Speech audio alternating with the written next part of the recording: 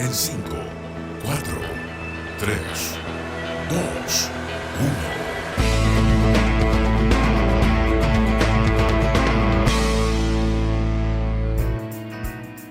Hola, ¿qué tal? Estamos este lunes nuevamente aquí en un otro capítulo de Hágase la Luz junto a José Carrasco. ¿Cómo estás, José? Hola, bien, ¿y tú, Danilo? ¿Cómo estamos? Súper, aquí partiendo con energía esta semana, el matinal de la energía, con una súper invitada, es Carolina Zelaya. Ella es socia de Zebra Energía, pero tiene una larga trayectoria, así que vamos a conversar con ella mucho. Pero vamos a partir con nuestra editorial y obviamente nuestro saludo a Revista Electricidad, la revista del sector. Así que, José, ¿qué tienes entre manos para esta editorial? Entre manos, más que una noticia, me parece que lo que estuvo en la semana dando vueltas y ya hace varias semanas es la crisis energética que está a puertas, parece, ¿no? Por venir, o que estamos viviendo, surfeando de alguna forma. Y fueron varias noticias, una tras otra, que una carta por ahí de un gremio, que las declaraciones de otro, unos amigos por acá en televisión sufriendo ahí, ¿eh?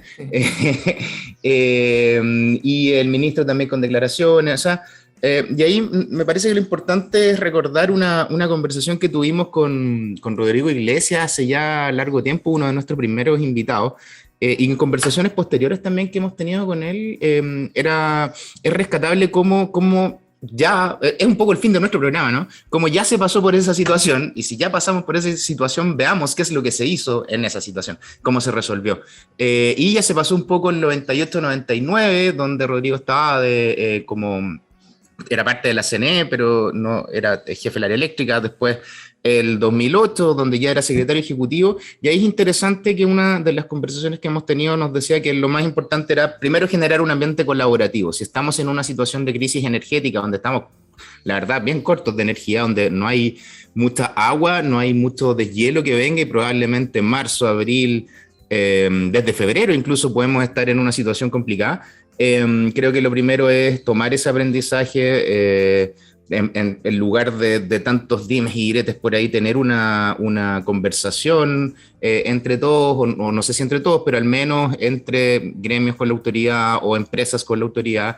Y también que cada uno cumpla de alguna forma su rol, y también asumir los costos que esto va a tener, que esta es la discusión que se viene ahora, ¿no? Primero tratemos de asegurar el suministro de energía. Probablemente tengamos que salvar esta situación con combustibles fósiles que no son baratos, y de alguna forma lo vamos a tener que asumir. Y ahí es la discusión que se viene en las próximas semanas, que van a estar entretenidas en este sector, en este nicho que es un poquito más chiquitito. Y para quienes nos están escuchando, si no saben muy bien de lo que estamos hablando, es solamente contarles que desde hace un tiempo a esta parte, debido a la situación de escasez hídrica que tenemos, hay muy poco recurso hídrico, y eso implica que, si bien aún tenemos solar, eólico, carbón, también todavía por ahí hay algo, el mismo retiro de las carboneras más esta poca acumulación de agua hace que en este periodo en que ya no va a llover, tengamos que solucionarlo de alguna forma, estando mano a generación que no está preparada para generar en forma continua 24/7, 365 días, porque el sistema no está diseñado para operar con esas centrales en forma permanente. Y eso es lo que tenemos que resolver ahora. Tenemos todavía algunos meses, pero tenemos que empezar desde ya. Eso, a ver cómo nos van las próximas semanas para que se haga la luz y no nos quedemos sin luz. Detalles más, detalles menos regulatorios. La verdad es que tú lo dijiste bien, hay que coordinar y hay que entrar a trabajar directo a solventar esto. ¿Sí? Es un Resolver. Resolvemos. No Como se el peleen, meme ese, no se peleen, que no se peleen. Yeah. Oye, ya, vamos a ir a una canción. La programó, nos pidió la misma Carolina Zelaya antes de partir con la conversación. La canción se llama Don't You Worry About the Thing, es de Stevie Wonder, así que vamos con esa canción y nos vemos en un par de minutos aquí en Hágase la Luz. Nos vemos a la vuelta. Y ahora volvemos con nuestra invitada después de esa maravillosa canción que programó Stevie Wonder. ¿Cómo estás, Carolina? Carolina Zelaya, bienvenida aquí a Hágase la Luz. Muchas gracias, Danilo. Gusto de verlos, Danilo y José. Tanto tiempo. Sí, muchísimo tiempo. Claro. Sí, colegas por harto rato ahí en la Comisión Nacional de Energía. Oye, ¿te parece si empezamos entonces? Muchas gracias por venir, Caro. Y empecemos, como siempre, con el currículum de Carolina Celaya Ríos, que es abogada de la Universidad de Concepción, magíster en Derecho LLM o LLM, mención regulación y diplomada en Derecho Administrativo Económico de la Pontificia Universidad Católica de Chile. Trabajó 12 años en el Ministerio de Educación, mira, para luego aterrizar en el sector energético. Fue jefa de gabinete, abogada y jefa del Departamento Jurídico de la Comisión Nacional de Energía. Desde este último rol le correspondió liderar los equipos multidisciplinarios que durante los años 2014-2018 elaboraron y tramitaron las principales reformas a la Ley General de Servicios Eléctricos. Actualmente es socia fundadora de Zebra Energía S.p.A. Muchísimas gracias, Caro, por estar con nosotros. Un gusto verte nuevamente. Gracias, José. Gracias, Danilo. 1.000.000 de gracias por invitarme, pues. Yo creo que debemos darnos con una piedra en el pecho con José de tener una calidad de invitados tan impresionante como las que hemos tenido en invitados e invitadas durante todo este tiempo. Así que ahora otra de gran relevancia y eso es lo que queremos conversar contigo, Caro, porque tú has sido una actriz protagonista de varias cosas que han pasado desde el año en que llegaste a la CNE, tal como lo dijo José en la presentación, y todas las experiencias, historias, pegas, etcétera, etcétera, que han pasado durante este tiempo. Entonces queremos aprovecharnos un poco de tus experiencias, de tu historia, para poder contárselo a nuestra auditoría. Y ahí quiero partir porque tú llegaste, corrígeme si me equivoco, como jefa de gabinete de Sánchez Castellón, cuando él era secretario ejecutivo de la Comisión Nacional de Energía, y venías del Ministerio de Educación, donde también tuviste varios roles relevantes. Entonces, ¿cómo es esa llegada de un mundo bien distinto? Porque es educación y nos pasamos a energía. Lo hablamos con Máximo Pacheco alguna vez y él nos decía que nosotros los ingenieros y los reguladores hablábamos húngaro. Entonces, y ahora tú hablas húngaro perfectamente. ¿Cómo fue ese proceso de aprender sobre este sector viniendo desde educación? Y si es que, conociendo que son mundos muy distintos, ¿hay similitudes o qué cosas de educación te sirvieron para enfrentar este desafío en este nuevo sector? Bueno, sí, una tremenda pregunta, porque hace tiempo yo cuando hice como una memoria hacia atrás de mis grandes desafíos profesionales, uno de los grandes desafíos profesionales que yo puedo decir que tuve fue la decisión de cambiarme del sector de educación a energía. Y eso fue efectivamente en el año 2003, cuando hice como una evaluación de mi trabajo en educación. Y dije, bueno, yo creo que ya estoy cerrando un ciclo. Estoy cerrando un ciclo y me dije, yo necesito cambiar de rubro porque educación es tan grande, es un sector tan grande, tan grande, tan grande, que de verdad el aprendizaje, bueno, que uno tiene, es como el servicio militar multiplicado por 10.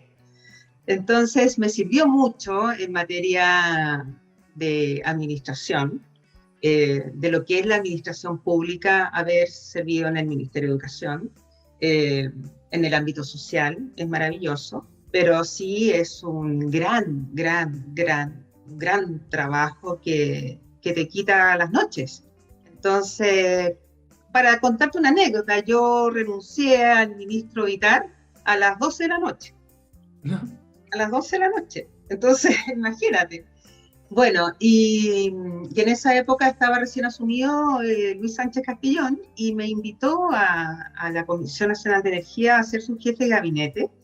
Y a un sector muy distinto, pero como todas las cosas, siempre son un poquito difíciles. Al mismo tiempo me había invitado a seguir más o menos la misma línea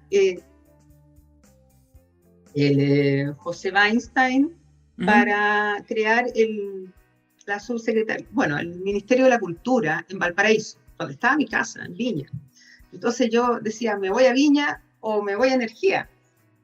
Fue muy difícil la decisión, pero dije, yo quiero cambiar de rubro, quiero seguir aprendiendo. Siempre mis ansias de aprender cosas distintas me ganan. Entonces dije, no, quiero aprender cosas distintas. Y llegué, y para mí lo más difícil fue leer la ley. Que tú dirás, bueno, a los abogados no les cuesta nada leer la ley. Y bueno, cuando leo la ley y veo fórmulas matemáticas y números, o sea, perdón, ¿de qué estamos hablando? Dije, no puede ser. Si yo estudié leyes para ver nunca más los números. O sea, otro idioma absolutamente distinto. Y bueno, yo creo que efectivamente se aprende, pero debo decir que el equipo de profesionales de la Comisión Nacional de Energía, cuando yo entré, era un tremendo equipo, generosísimo, que me ayudó y me enseñó de la base. O sea, ¿qué eran los CEDEC? ¿Qué era el sector? Si yo no conocía la Comisión Nacional de Energía, te juro. Me enseñó todo. Rodrigo Iglesias, Daniel, Jorge Muñoz, la Pilar Bravo, mi socia, Bra, de Zebra, la Laura Higueta, o sea, por nombrar algunos, Marco Mancilla, tantos y tantos que me enseñaron todos los días y me ayudaron todos los días a descubrir y a entender la lógica de la regulación y de este sector que es complejo, pero que se aprende, también no es una ciencia oculta.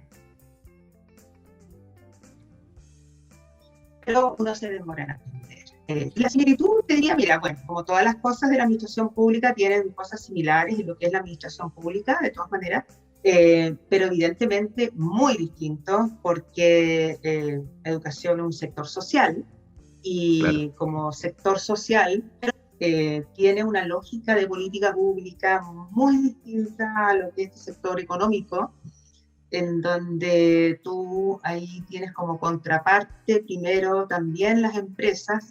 Nuestra finalidad ahí cuando estábamos en la CNE era el cliente final, regulado, pero con mucha intermediación para llegar al cliente final.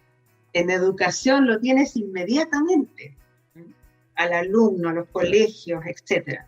Te diría que ahí en educación, esto de tener el impacto inmediato en los colegios, que te hacía sentir una cosita que en energía la descubrí en el primer año, te diría, con el programa de educación rural.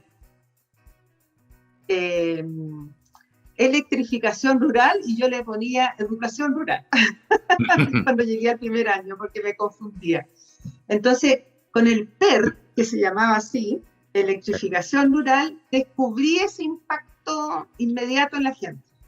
Entonces, electrificación rural como que me fascinó inmediatamente porque era el impacto directo en la gente.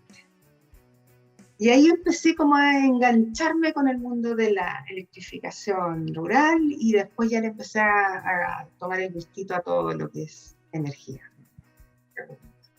Me imagino que ahí, antes de darle el paso a José, no es lo mismo pelear, no pelear, sino como discutir y conversar con el colegio de profesores que con un gremio de generadores, no voy a hacer cosas. No sé, hay unos gremios ahí medio complicados. Hay un tonelaje distinto ahí, ¿no? Pero bueno, dale, José, no interrumpo más. No. Oye, Caro, claro, justamente en tu llegada te tocó estar cuando se estaban haciendo las leyes cortas 1 y 2, que para nuestros auditores más jóvenes son las que cambiaron la transmisión, y también son las que crearon las licitaciones de suministro, que claro, fue a comienzos de los 2000 y que después se aplicaron en 2006 y partieron en 2010, pero ahí partieron, digamos, a principios de los 2000. Pero después también pasaste por distintas etapas largamente más de una década en la CNE, y tramitaciones desde esa época donde energía era un poco distinto a lo que es hoy. Pero te tocó estar hasta hace poco y digamos las leyes en las que estuviste involucrada fueron equidad tarifaria, la ley de transmisión, la de licitaciones y muchas otras leyes a lo largo de esa gran cantidad de años. ¿Hay algún cambio que hayas visto en el camino de cómo se tramitaban estas cosas? ¿Te acuerdas de alguna particularmente compleja y por qué? Y que si nos puedes contar algunas de esas anécdotas que a veces quedan medias guardadas y este es el espacio para revelarlas.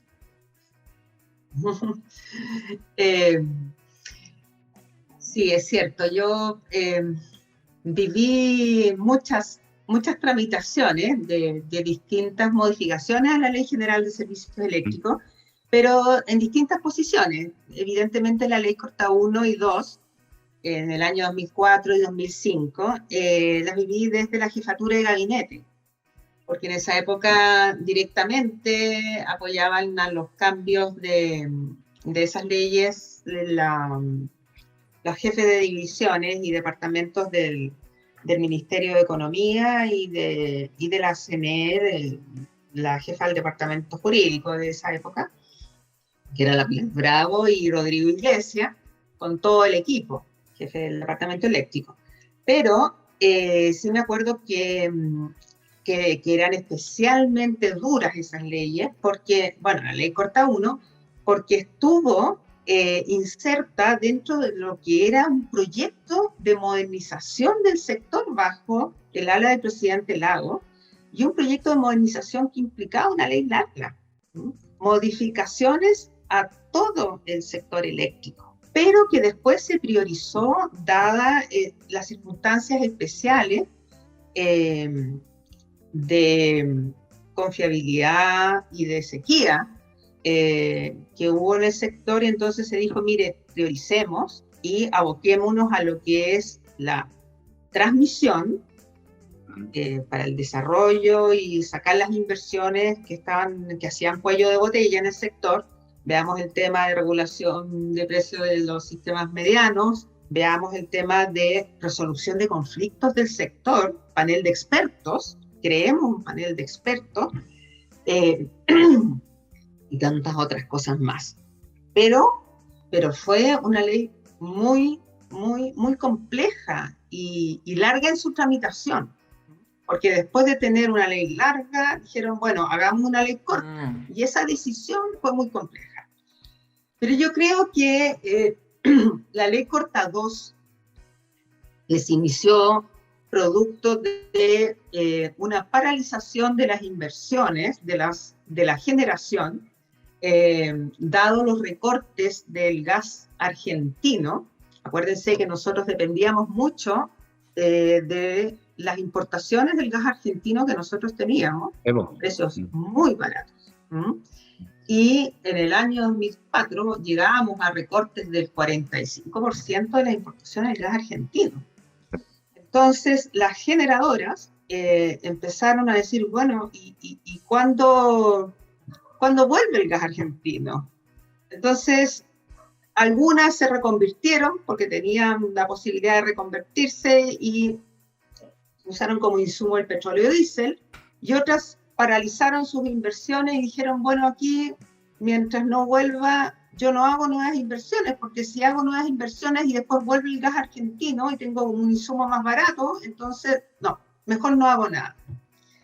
Y en esa época estaba, bueno, seguía el secretario ejecutivo Luis Sánchez, y Luis Sánchez le tocaba ir a Buenos Aires todas las semanas a hablar con el ministro de Planificación. Decía, no, yo me voy a convencer aquí al ministro de Planificación que nos vuelva a mandar gas. Y llegaban, volvían, iban con un equipo de profesionales de la CNE y volvían súper contentos. Hoy, ¿cómo les fue? Excelente, excelente, súper bien. ¿Cómo los recibieron? Pero bueno, tremendo, súper bien. Hermanos queridos, no se preocupen, la próxima semana tienen gas. Terminaba de decir eso, ¡pa! Corte de gas. Sí, pero ¿cómo si no les fue? No, si es que nos prometieron.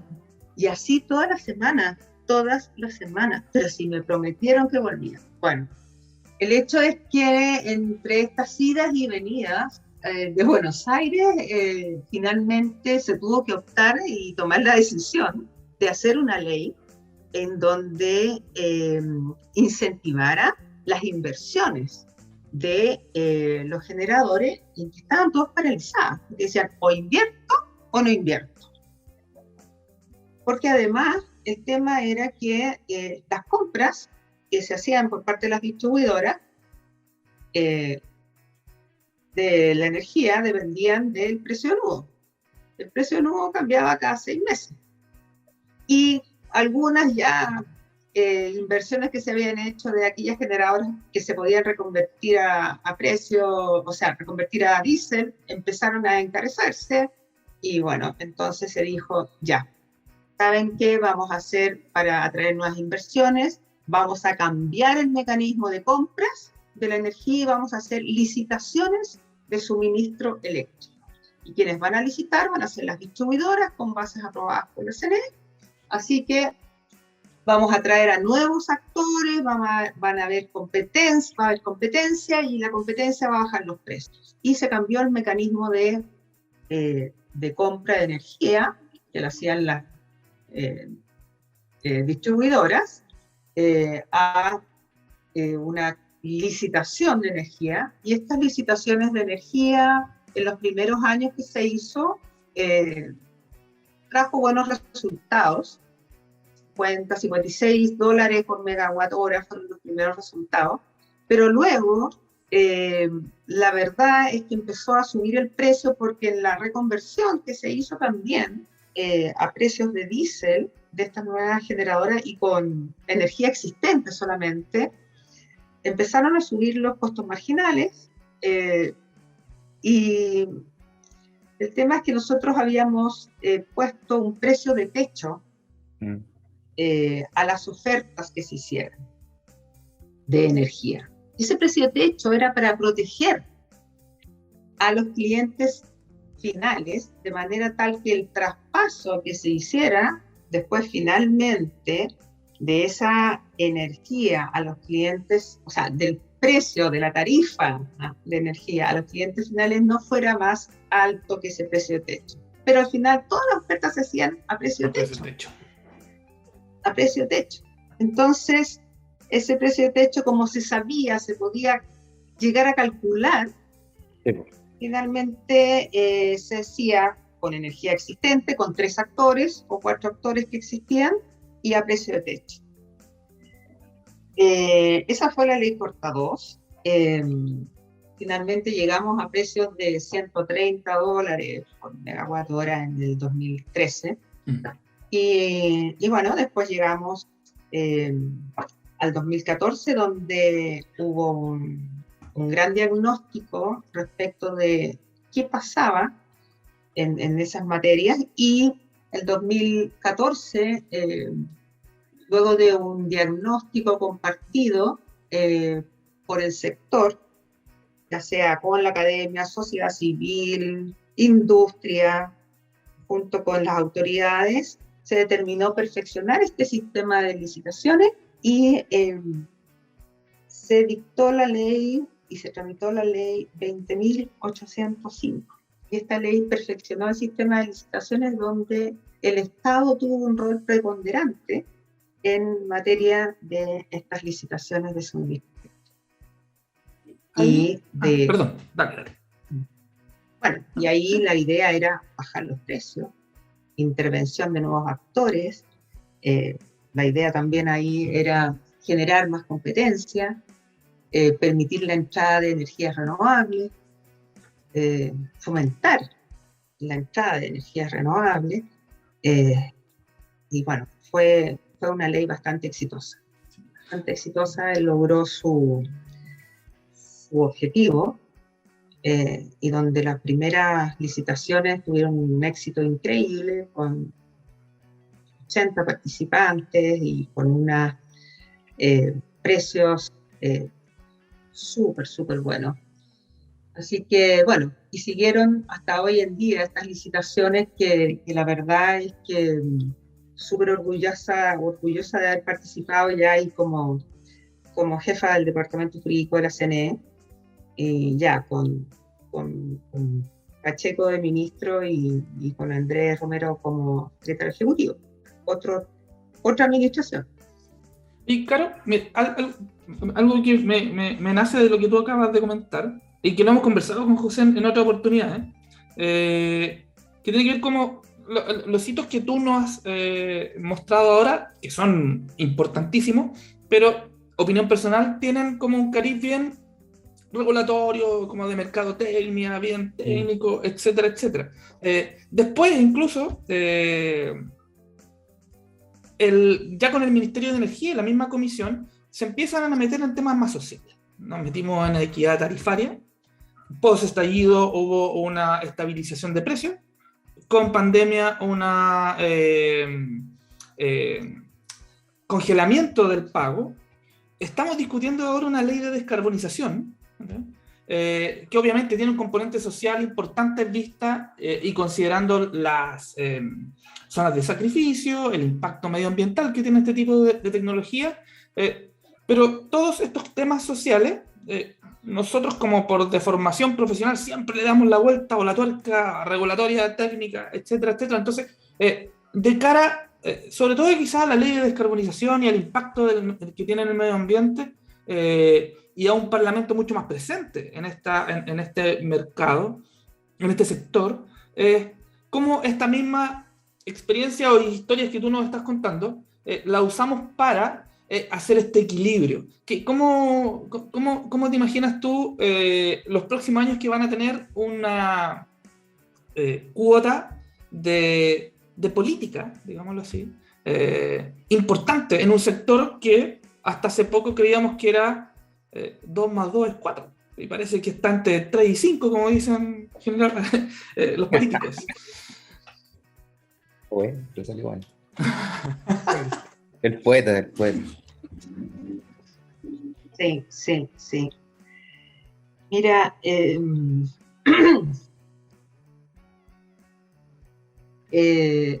sí, es una súper buena pregunta, porque efectivamente siempre hablamos mucho de lo técnico, de las materias sustantivas propias del giro, pero no hablamos de lo que hay detrás de esto, ¿no? Que es súper relevante, y a mí la verdad es que me apasiona mucho, porque para hacer lo que hemos hecho todos estos años, se necesitan también ciertas habilidades y ciertos equipos profesionales, en realidad ciertos equipos profesionales con ciertas habilidades, ¿no? Que apliquen ciertas metodologías de trabajo. Y que además estas metodologías de trabajo sean metodologías de trabajo que tengan ciertas capacidades y ciertas flexibilidades, ¿ya? Y para eso es súper relevante lo que es las capacidades directivas y las habilidades directivas, ¿ya? Y ahí yo creo que las capacidades empáticas y de flexibilidad y de escucha entre lo que es una participación y un diálogo para llegar, por ejemplo, a lo que es un diagnóstico de lo que está sucediendo en el sector, para hacer una propuesta de política pública lo más pertinente posible, es vital. Es decir, la política pública que se está haciendo hoy en día tiene que responder a un diagnóstico claro, ojalá lo más compartido posible. Porque si no es compartido, la verdad es que la implementación de esa política, compartido me refiero a que sea real. Compartido me refiero a que salió de los que son, comillas, digo, afectados, clientes finales, que sean los clientes regulados, la industria, etc. Y producto de eso, entonces, la implementación de esa política pública va a ser exitosa o no en la medida en que ese diagnóstico haya sido correcto. Y en ese sentido, digo que el estilo de liderazgo tiene que ser orientado a esos resultados, es decir, producto de consensos, ojalá, súper abiertos, inclusivos, que sean colaborativos, colegiados. Y eso para mí es relevante. Real participación, de manera tal que la implementación después de esas grandes adecuaciones y reformas sean fáciles, comillas, de implementar. Para mí eso es vital. O sea, yo creo que en general este sector es muy complejo. ¿Por qué? Porque en este sector, cuando tú haces una reforma a un segmento determinado, no se reforma ese segmento, impacta en los otros segmentos, porque este es un sistema eléctrico, aunque parezca obvio lo que voy a decir, este es un sistema eléctrico interconectado.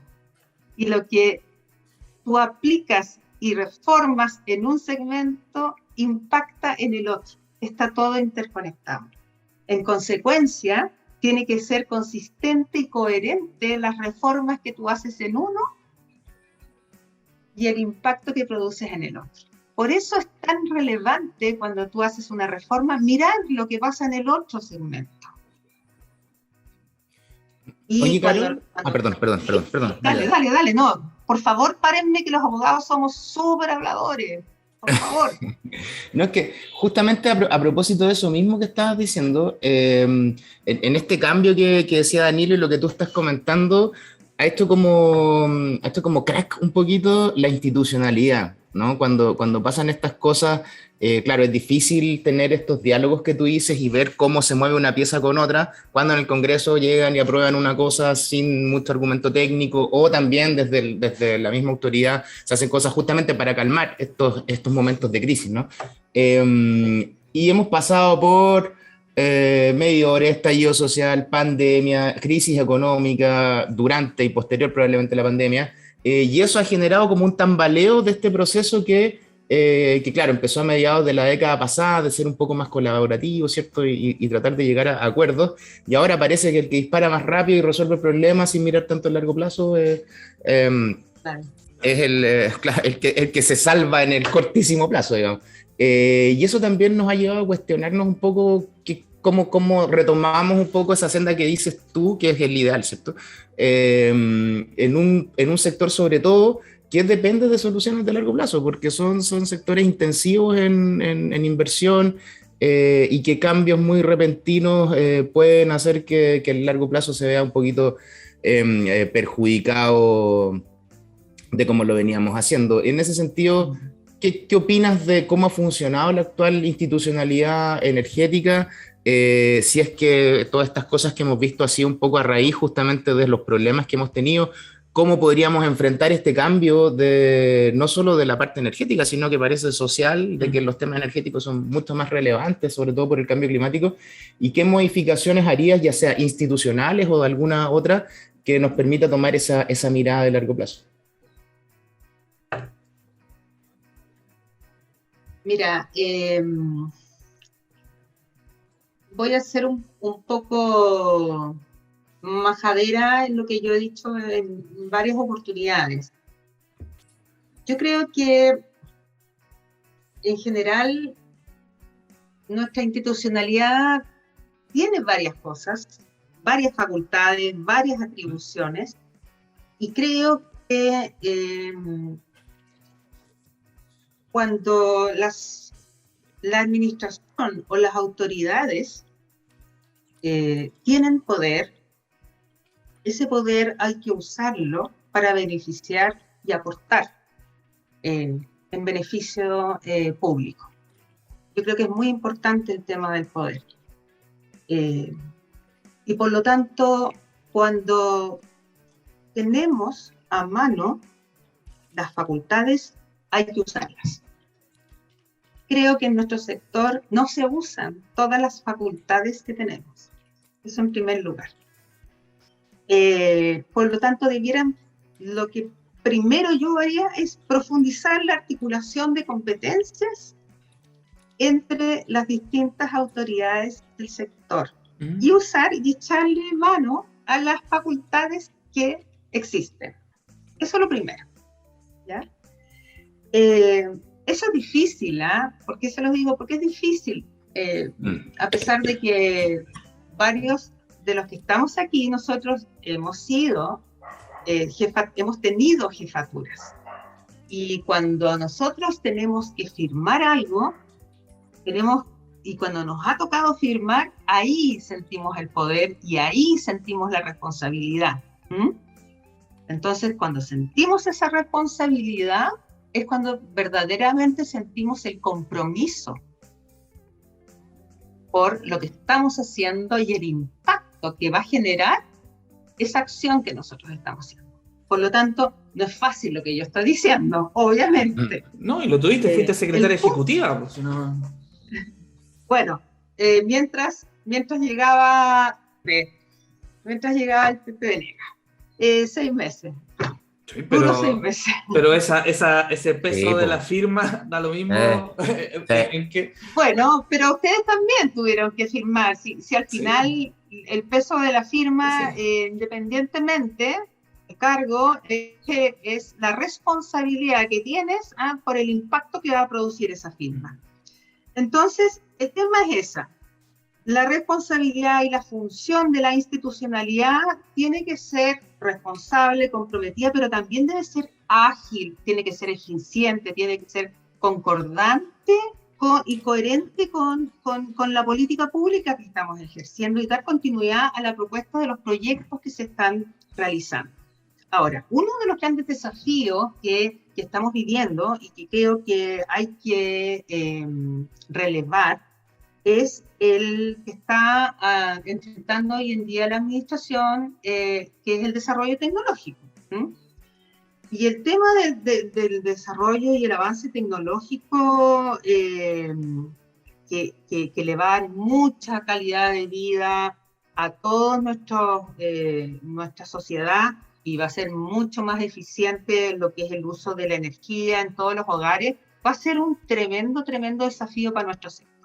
Y ahí creo que tenemos hartas cosas que hacer, por ejemplo, en materia de regulación.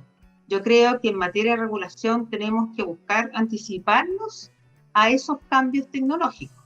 O sea, para hacer una figura, no podemos llegar y estar detrás del mesón de la administración pública, yo me imagino así, tipo oficina, y decir, bueno, yo frente a un cambio tecnológico y me presentan un tremendo proyecto y yo ahí la señora detrás, no, es que fíjese que tenemos una ley que no nos permite hacer esto. Es que no va a poder ser. No, es que no, fíjese que la Contraloría nos va a rechazar. No, o sea, eso por ningún modo. No, fíjese que no tenemos atribuciones. No. Tenemos que anticiparnos a esa frase que nos produce risa, pero de verdad tenemos que tratar de que esa regulación acompañe a los avances tecnológicos. Y eso no es fácil porque, por una parte, nosotros decimos la regulación debe ser más flexible, pero también tiene que dar certeza jurídica. ¿Cómo haces ese equilibrio? Certeza jurídica versus flexibilidad. Ese equilibrio es súper complejo. Entonces, también nace la pregunta de si estos cambios tecnológicos o estos temas tecnológicos son temas de mercado, temas de política pública, son temas de investigación, ¿cuál es el campo? Es súper interesante. Por eso digo, gran desafío, el primero es la regulación respecto de estos temas y la institucionalidad tiene que estar preparada para el tema tecnológico. Y ahí viene, ¿Qué ha pasado, por ejemplo, con el proyecto de ley de modernización de la SEC? Ese tema desapareció. Era un bonito proyecto. Yo lo alcancé a ver. Bueno, de haberse modificado. Se lo comió la contingencia. Sí. Se lo comió la contingencia. Se lo comió la contingencia. Pero era un tremendo proyecto. Era un tremendo proyecto, pero, perdona, antes de la contingencia no sé qué se lo comió, pero siempre se lo come algo. Pero la SEC es una institución que, a pesar de que se ha ido modernizando, se ha ido digitalizando sus procedimientos, me parece fantástico, pero requiere mucho más estructura, mucho más modernización, y tenía unos tremendos cambios muy, muy buenos. Yo creo que nos hace falta empoderar mucho más el tema de coordinaciones, estructuras, y prepararnos para lo que es la administración, prepararse para lo que viene en todo lo que es el desarrollo tecnológico. Y, claro, sí, ya, voy a seguir en el mismo hilo. Porque tú ya acabas de darle como un mensaje claro a la próxima administración que va a entrar. O sea, una administración flexible, pero que mantenga ciertos elementos básicos de certeza jurídica, que es una ecuación complicada. Como ese equilibrio entre, claro, responder rápido a ciertas contingencias o necesidades del sector energético en general, comunidad, empresas, etcétera, frente a ciertos desafíos que de repente nunca los tuviste en carpeta, como lo que está pasando ahora con combustibles, que sequía, que etcétera, para no quedarme tanto en los ejemplos. En general, cuando hay estos cambios políticos de ciclo presidencial, se empiezan a hacer la llamada en el sentido de que, chuta, tú estuviste ahí, fuiste tanto tiempo en la comisión, jefa del departamento jurídico, secretaria ejecutiva. ¿Qué consejos me puedes dar o qué prioridades debería tener yo en estos 100 días? O, no sé, para ponerle mejor, el primer semestre del próximo presidente, ya que sabemos los dos que quedan en carrera. Ya hay uno, esta flexibilidad y que tú nos comentabas. ¿Tienes algún otro que sería como, señor, si usted no hace esto, la verdad es que, chuta, esto es importante? Está difícil la pregunta. Difícil la pregunta porque es re fácil estar conversando aquí. Sí, pues, por eso. Relajado. Claro. Otra cosa es con guitarra. Sí. Nos falta el puro trago nomás aquí para seguir arreglando el mundo. Nosotros le vamos a pasar un DVD con todos los capítulos de Hágase la Luz al próximo ministro de Energía. Así como, fíjese que aquí están todas las prioridades entre pito y flauta, pero aquí están. Aquí está la carpeta. Sí. Mira, bueno, otra cosa es con guitarra, indudablemente, pero desde la humildad y desde los aprendizajes que uno ha tenido y desde el amor que uno tiene por el sector público, porque bueno, siempre he querido mucho al sector público y lo sigo queriendo a pesar de que estoy feliz en donde estoy hoy día. Creo que hoy en día el segmento que requiere mayor rapidez y eficiencia en el tema de cambios es el sector de distribución. Creo que hay una deuda con esa modificación a la Ley General de Servicios Eléctricos, a pesar que hubo un avance importante en esta administración con la ley corta de distribución. Pero creo que hay que seguir avanzando con lo que es la modificación integral en el segmento de distribución. Debiera contemplar lo que sí también creo como parte importante desde mi punto de vista como foco principal, la política energética debiera contemplar como foco principal lo que es, a ver cómo se dice, una política de carácter más ciudadana. Eso me hace mucho sentido, una política de carácter más ciudadana que resuelva la calidad de vida del ciudadano, esta calidad de vida del consumidor, sin dejar de lado, obviamente, los desafíos más inmediatos que, que se vienen ya desde hace algún tiempo, ¿ya? Del buen funcionamiento del sector, temas más técnicos que los venimos arrastrando. Pero como foco principal, yo creo que es foco de calidad de vida de la ciudadanía. Para mí eso es bien, bien importante. Creo que hay que darle ese sello. Oye, Caro, aquí avisa Danilo, siempre es el guardián del tiempo. Estamos ya llegando se nos ha pasado súper rápido, al final Siempre me echa la culpa a del mí. capítulo. No, Sí, ese ya es como un acuerdo implícito. Así que oye, pero no nos podemos ir sin que nos cuentes un poco más de cómo fue este cambio. Como contábamos desde un inicio, estuviste mucho tiempo en la administración pública, mucho tiempo en energía también, y pasaste al sector privado, a la consultoría ahí con Pilar. ¿Cómo fue ese cambio? ¿Cómo fue ese cambio de pasar, estar en un cargo relevante en la comisión a ahora apoyar a empresas privadas y organizaciones, sector público y privado en el sector energético? ¿Es muy distinto desde los servicios que ustedes prestan? ¿Cómo lo has visto? ¿Cómo ha sido ese aterrizaje al sector privado? Este capítulo lo vamos a nombrar como diálogos de conversos, como el libro Claro. de Rojas con Ampuero. Es como Claro. tres ex servidores públicos ahora hablando desde la otra vereda. Sí. Mira, bueno, yo estoy feliz, pero les tengo que contar que estaba un poco asustada de lo desconocido. ¿Ah?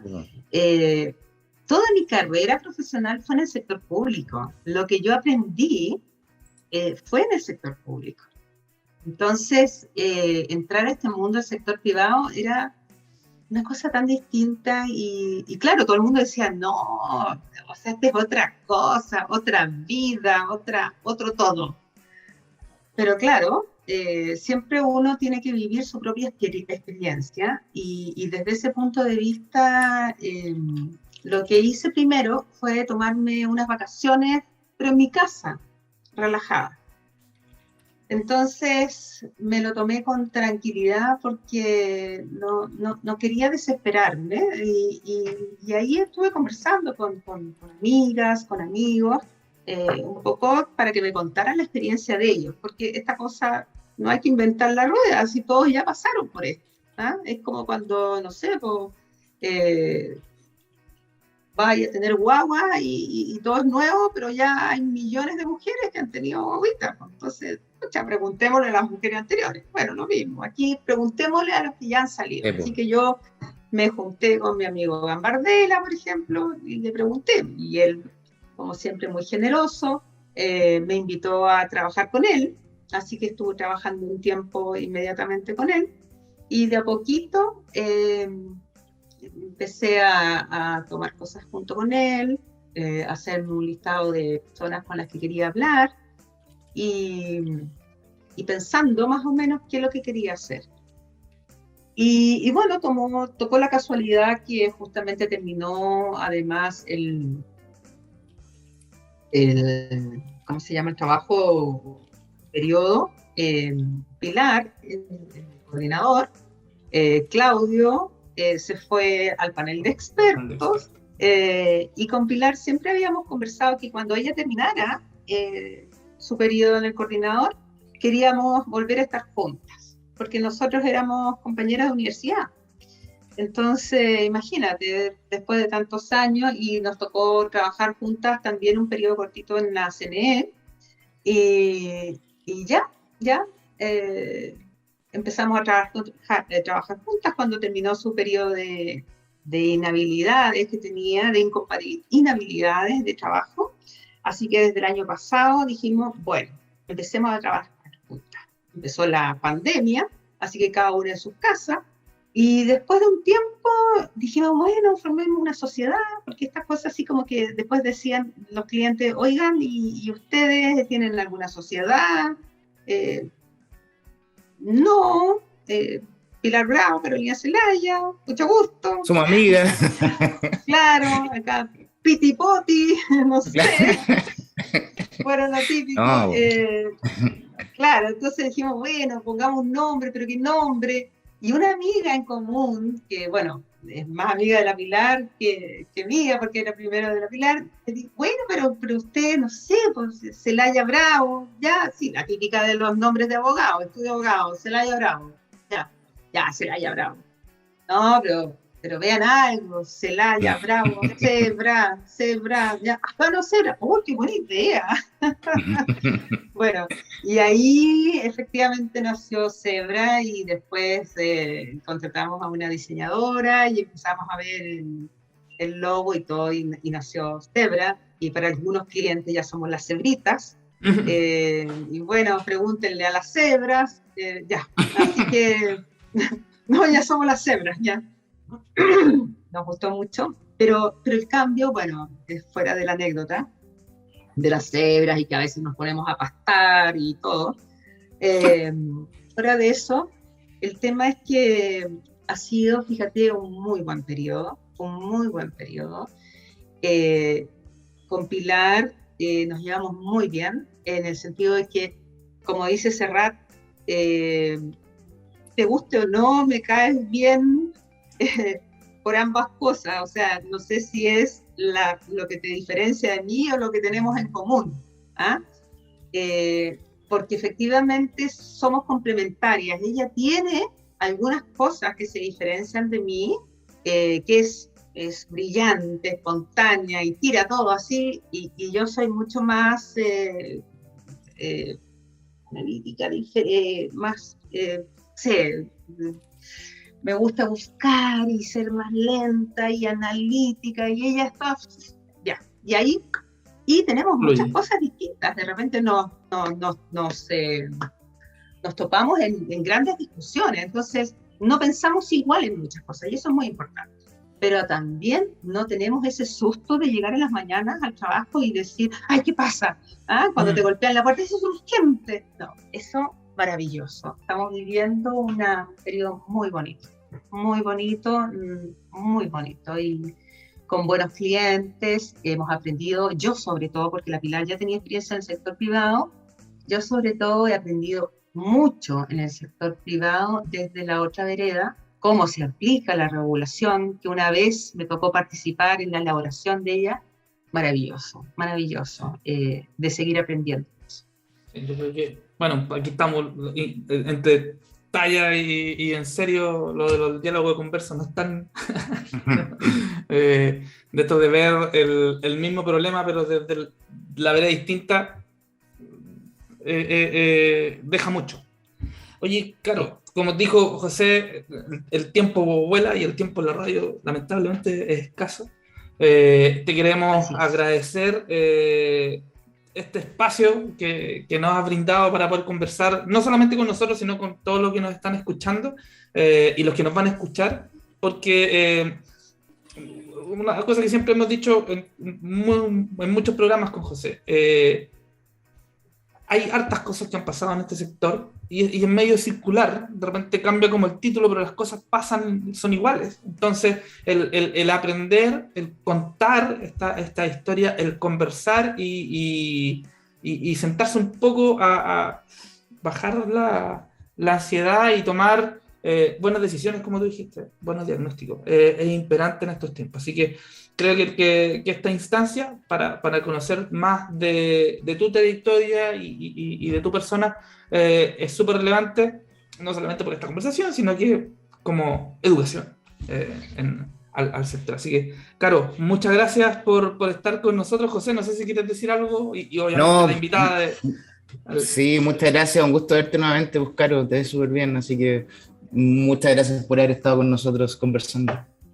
Hoy un privilegio estar con ustedes también, 1.000.000 de gracias por la invitación. Un abrazo, Caro. Y ustedes que me Abrazo. están escuchando ahora en vivo, sigan con TX. Ya viene José Miguel Fornaro, así que no se lo pierdan. Y nosotros nos vemos el próximo lunes con un nuevo episodio de Hágase la Luz. Así que muchas gracias. Que estén bien. Chao. Chao.